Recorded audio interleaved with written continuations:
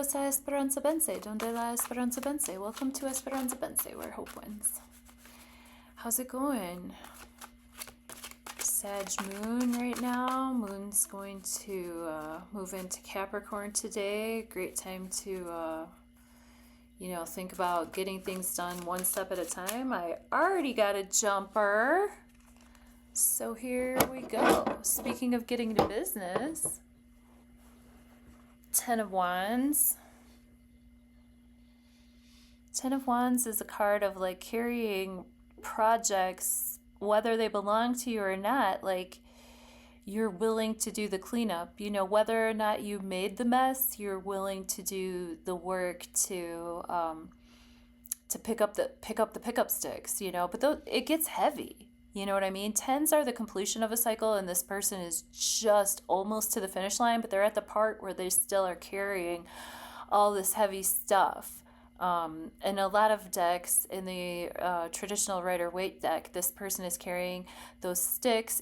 It's almost like a heavy burden or a load on your shoulders. You know what I'm saying? Wands in the tarot represent fire energy. Fire is our creativity, our passions, but it's also how we exert ourselves into reality. So fire takes a lot of exertion. Fire takes a lot of force, and fire also takes a lot of energy. So, this is like matchsticks that this person's trying to keep lit. You know what I mean? And it's a lot for one person to do that.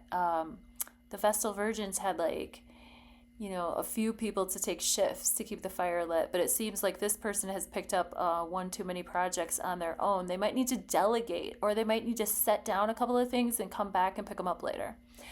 So that's going to flavor our reading today, and now we can pray over our cards and pull our Quick Hit Tarot for today. 12th of February, 2026. Here we are. Thank you for fine-tuning your free will and intuition with me.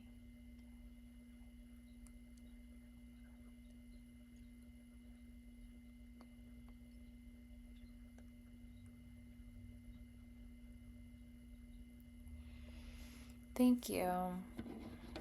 Okay, let us see. Near past, present tense, near future. Alrighty. Do you want a personal Quick Hit Tarot? It's so easy. Hit the links below. We'll talk. I do 10-card Celtic Cross as well. I do astrology readings. Astrology readings, you want to book at least an hour or longer. But Quick Hits Tarot, here we can get it done in 5 to 10 minutes. When we're in a session with each other, it'll take us at least 15 or 20 minutes because we're both talking. Here in these videos, it's just me talking. But when it's both of us talking, it just takes a little bit longer. But we can plan on like 15 minutes. I do 30-minute readings. I do hour sessions. So you just pay for my time. And I really appreciate that because that keeps things moving over here. King of Pentacles in the near past, the Sun in the present tense, and the High Priestess in the near future. So with this 10 of Wands, we need to be aware that we don't have to bear the load alone. It looks like we have support coming in here. And this is an interesting deck too, because on this Sun card, there's 2 people. Usually in the deck, the Sun card is the one kid riding on the horse, and here there's 2 people. So this is emblematic of the love and the heart chakra space and the passion and the fire that comes with Leo energy. But we'll get to that. We got the King of Pentacles in the near past. This could be a Taurus, a Virgo, a Capricorn person. The moon's moving into Capricorn today, so we were just talking about that while I was shuffling. Maybe that's why this card popped out. Sometimes the cards just reflect what we're talking about. It's not like even that deep. You know what I mean? But with the King of Pentacles, we have a character who has worked hard to earn his coin, and he takes good care of his coin because in order to get this coin, he had to grow all these grapes. Do you understand how hard it is to grow a good harvest of grapes? There's a lot of stuff going on. You could get mold, you could get mildew. There's like pest control that you have to do. The temperature has to be right. The dirt pH has to be right. Like, it takes about 7 years on the vine for the grapes to be good enough to make any wine out of it. You know what I mean? So to do that, this is a hard earned process. And so because he's worked so hard to get his coin in the first place, he's very careful to maintain it. He's also a person that we can come to for comfort. He's an earthy person. Maybe he can even cook. Like a lot of King of Pentacles people, whether they're masculine or feminine, they can cook.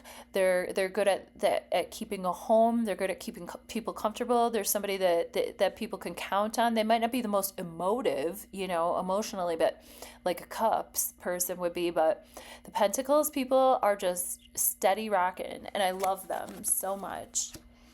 The Sun card, as we mentioned before, is definitely representative of Leo energy.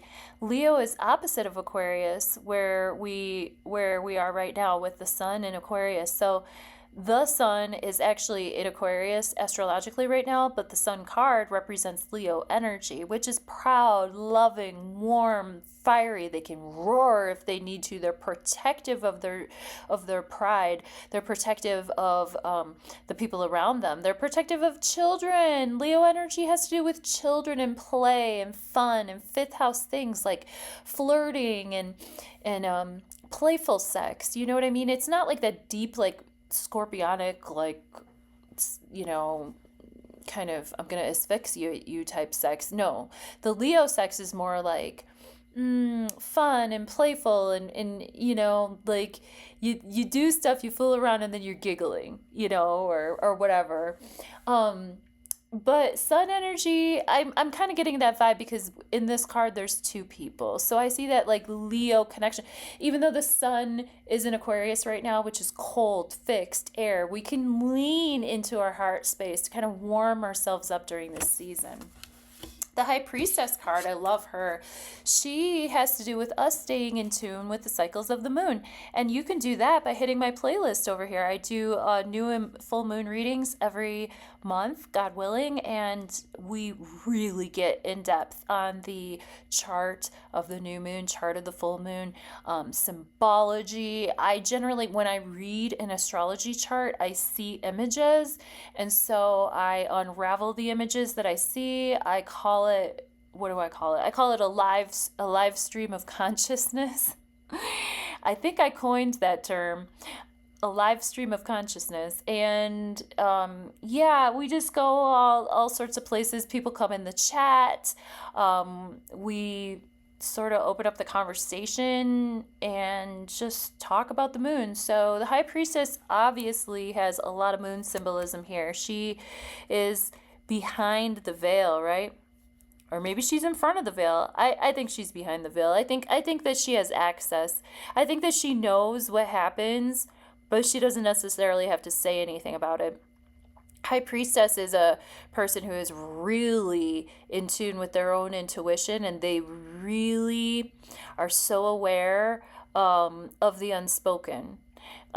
She has the Torah in her lap, so she's not only intuitively able to access, the Akashic records or realms unseen, but she's well read too. She's well studied, and she has taken a few trials and tribulations to earn this status. You know what I'm saying? She's not a spring chicken.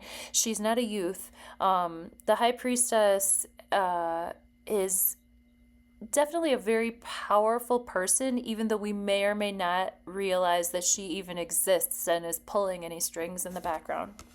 So look at us, two major cards, Pentacles and a wand. Looks like these wands are that Sagittarian fire energy that's starting the day, but it's coming to the culmination of that cycle with the 10. We're moving into the Capricorn energy. Yeah. We're starting our day with the moon in Sagittarius. That's fire energy, fire in the tarot. But the 10 represents the culmination of that cycle when we move into the Capricorn moon. Okay, that's going to happen right around midday, early afternoon for most of us in the United States. The sun is in Aquarius, but I think that we are being encouraged by this card here with these two people who are obviously, you know, they're either lovers or they're thinking about becoming lovers. I think that this Sun card is encouraging us to get into our heart space and really maybe indulge in some passion or just do something like a little bit more sensual or playful with our day. And with the High Priestess, this is just a reminder to fine-tune our free will and intuition together. So I'll see you soon for your personal reading. Can't wait. Love you. Bye.